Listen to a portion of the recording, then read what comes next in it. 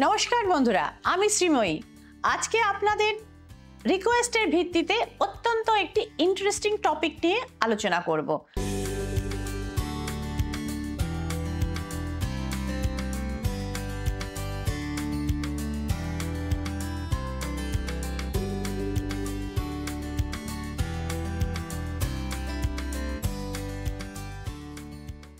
বন্ধুরা, শনির সাড়ে সাতি, ঢাইয়া, শনির মহাসঞ্চার ইত্যাদি নিয়ে আমরা চারিপাশ থেকে paper, media, TV channel, digital platform সব জায়গা থেকে শুনতে শুনতে মানুষ প্রায় পাগল হয়ে গেছেন।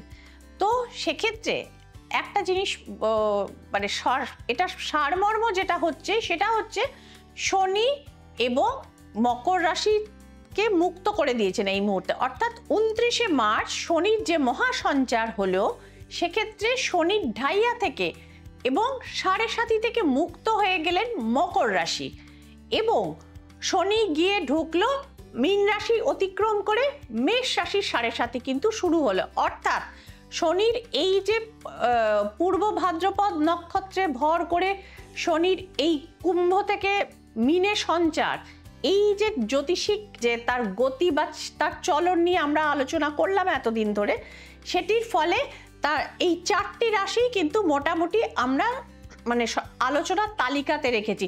প্রথম হচ্ছে সেই রাশিটির কথা বলবো যেটি সাড়ে সাতি থেকে মুক্ত হয়ে গেলেন, 7.5 বছর ধরে শনির মানে সঞ্চারের ফলে কষ্ট পাচ্ছিলেন, অর্থাৎ সাড়ে সাতির পীড়া ভোগ করেছিলেন, মকর রাশি। এবার তাহলে জানাবো যে মকর রাশির মানুষজন কেমন থাকবে। তাদের সাড়ে সাতি তো শেষ হয়ে গেল, তাদের কি আনন্দের দিন আসছে, তাদের কি উৎসাহিত হওয়া উচিত, তারা কতটা আনন্দে থাকবেন। তো ফার্স্টেই আমরা আসছি মকর রাশির ফিউচারে। তো দেখে নেওয়া যাক মকর রাশির জন্য অন্তত আগামী 6 মাসের প্রেডিকশন কি হতে চলেছে। মকর রাশিকে প্রথমে একটা সুখবর দেব যে king of pentacles is here, অর্থাৎ এই রাশি লগ্নের মানুষরা, এটা কিন্তু বন্ধুরা আমি কিন্তু চন্দ্র রাশি অনুযায়ী বলছি, অর্থাৎ ভারতের যে ট্র্যাডিশনাল গণনা সেই অনুযায়ী বলছি। অন্য সময় আপনারা ট্যারো কার্ডের গণনা সানশাইনে দেখেন, this is based on moon side. তো এই মকর রাশির মানুষদের প্রচুর উপার্জন হবে এবং তারা ভূ সম্পত্তিও কিন্তু তাদের হওয়ার সম্ভাবনা আছে। নেক্সট 6 মাসে কিন্তু তাদের সেই কানেকশন দেখতে পাওয়া যাচ্ছে। তবে কোনো মামলা মোকদ্দমা বা লিটিগেশনে কিন্তু হঠাৎ করে জড়িয়ে পড়তে পারেন, আপনার সঙ্গে কেউ শত্রুতা করতে পারে, আপনি যে কাজটি বা যে অন্যায়টি করেননি সেটার কারণ মানে সেটা আপনার ওপর কনস্পারেসি হয়, অর্থাৎ ষড়যন্ত্র করে সে কেউ আপনার ওপর চাপিয়ে দিতে পারে। এই ব্যাপারটি একটু সাবধানে থাকবেন মকর রাশির মানুষজন। এনারা এমনি স্পিরিচুয়াল হন, সুতরাং সেক্ষেত্রে কিছুটা আপনাদের সদ্গুরু সঙ্গ লাভ হতে পারে। তো মকর রাশির ছিল এইটা হচ্ছে প্রেডিকশন। মানে অনেক জায়গাতে আমি আলোচনা শুনছি বা অনেকের মানসিকতা হচ্ছে এরকম, যেহেতু সাড়ে সাতি ছেড়ে গেছে সুতরাং তাদের লাইফে আর কোনো ক্রাইসিস হওয়ার কোনো জায়গা নেই, তারা একদম মানে সে দুহাত তুলে আনন্দ করবার মতো না। আনন্দ করার সিচুয়েশন অবশ্যই আছে, কিন্তু যে সতর্কতাটি বললাম সেটুকু কিন্তু একটুখানি মাথায় রাখবেন। এখনো একটু কেয়ারফুলি চলার প্রয়োজন আছে, কারণ হচ্ছে স্যাটার্ন বা শনি মহারাজ হচ্ছেন স্লো মুভিং প্ল্যানেট, ওনার চলনটা সব থেকে ধীর। তো সুতরাং তিনি সাড়ে সাতি থেকে আপনাদের মুক্ত করে দিয়েছেন অবশ্যই, কিন্তু তার এফেক্টটা আপনাদের রাশিচক্রের উপর থেকে সম্পূর্ণভাবে কেটে যেতে কিন্তু 6 থেকে 8 মাস সময় কিন্তু একটা লাগবে। এই যে একটা মানে সে বলে না ছায়াটা চলে গেছে, কিন্তু তার ওই প্রচ্ছায়াটা বা উপচ্ছায়াটা কিন্তু এখনো রয়ে গেছে। এইটুকু সময় কিন্তু আপনাদের একটু সতর্ক হয়ে এবং যে সৎকর্মগুলো আপনারা করছিলেন সেগুলো আপনারা করে যান, সেক্ষেত্রে অবশ্যই ভালো বেনিফিট পাবেন। এবার আসবো কুম্ভ রাশির কথা। সব থেকে চর্চিত রাশি কুম্ভ রাশি। গত 7 বছরের মধ্যে মানে এই ঢাইয়ার প্রথম ঢাইয়া এবং দ্বিতীয় ঢাইয়া তাদের চূড়ান্ত ইন্টেন্স ফেজ এবং অসম্ভব কষ্ট পেয়েছেন তারা।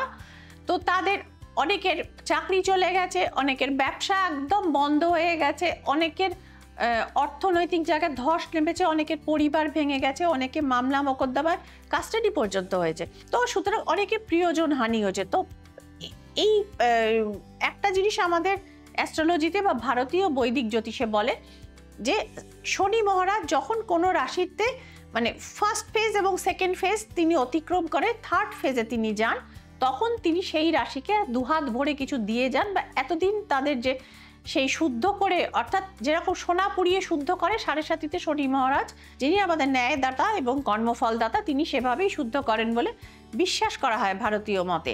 তো সুতরাং তার এবার কুম্ভ রাশিকে কিছু দেওয়ার সময়।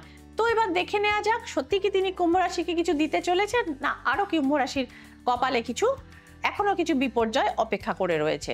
এই কার্ডটি আমি কুম্ভ রাশির জন্য চান্দ্রমতে অর্থাৎ মুন সাইন অনুযায়ী স্প্লিট করছি। Let's see. কুম্ভ রাশির জন্য দেখতে পাওয়া যাচ্ছে পরিশ্রমের বিকল্প নেই, এই কথাটি শনি মহারাজ সর্বদা তিনি বিশ্বাস করেন এবং আমাদের বিশ্বাস করিয়ে ছাড়েন।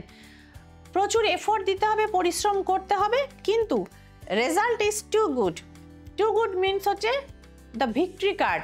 আপনার যে পরিশ্রম এবং সততার মূল্য আপনার পাওয়ার সময় হয়েছে কুম্ভ রাশির মানুষরা, আপনি পুরুষ বা মহিলা যাই হন না কেন।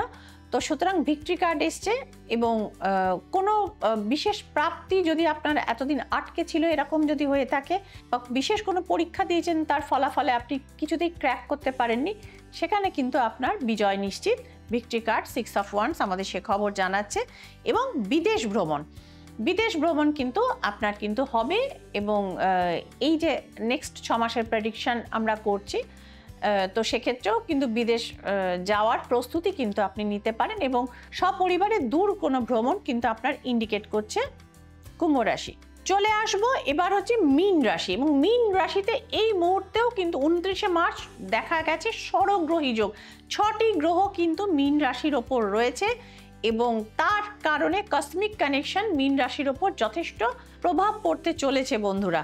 তো সুতরাং মীন রাশিকে শারীরিক, মানসিক, আর্থিক কোন দিক থেকে তারা যদি লাভবান হতে পারেন সেটাও আমরা দেখব, এবং কোন দিক থেকে তাদের সাবধানতা দরকার সেটাও কিন্তু আমরা দেখব। তো সুতরাং মুন সাইন অনুযায়ী মীন রাশির কার্ড কিন্তু এবার আমরা দেখব মীন রাশির জন্য এই 2.5 বছর, এবং সংক্ষেপে তার আমরা যে পূর্বাভাস দেখতে চাইছি আগামী 6 মাসে কি এটা মীন রাশি এবং মীন লগ্ন উভয়ের ক্ষেত্রেই কিন্তু ইন্ডিকেট করছে। তো সেক্ষেত্রে আমরা দেখে নেব। ফার্স্টেই রয়েছে দ্য কার্ড হচ্ছে দ্য ডেথ।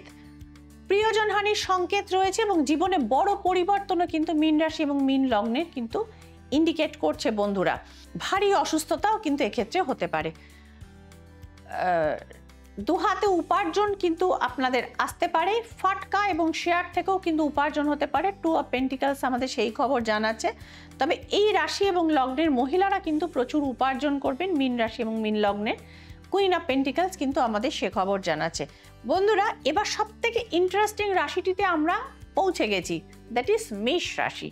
কারণ মেষ রাশিতেই শুরু হলো শনির 7.5 এবং 7.5 প্রথম চরণ, যেটি তার মানে মনে করা হয় যে শনিদেব ঢুকে তাদেরকে কিন্তু তার প্রভাব কিন্তু সব থেকে বেশি পড়তে পারে মেষ রাশির জন্য। তো দেখে নেওয়া যাক মেষ রাশির জন্য কি হতে পারে তাদের এই 7.5 ফলে। প্রথম 6 থেকে 8 মাস আমরা জাস্ট পূর্বাভাসটি আমরা সেক্ষেত্রে দেখছি। মেষ রাশির জন্য প্রথম চরণটি আমি খারাপ বলবো না। কিং অফ সোর্স রয়েছেন, অফিসের কোনো বসের দ্বারা কিন্তু একটু হেনস্থা হতে পারেন, এই জায়গাটি কিন্তু আপনাদের রয়েছে। সেক্ষেত্রে বলবো যে মনোযোগ দিয়ে কাজ করার মাত্রাটি আপনাদের আরেকটু বাড়াতে হবে।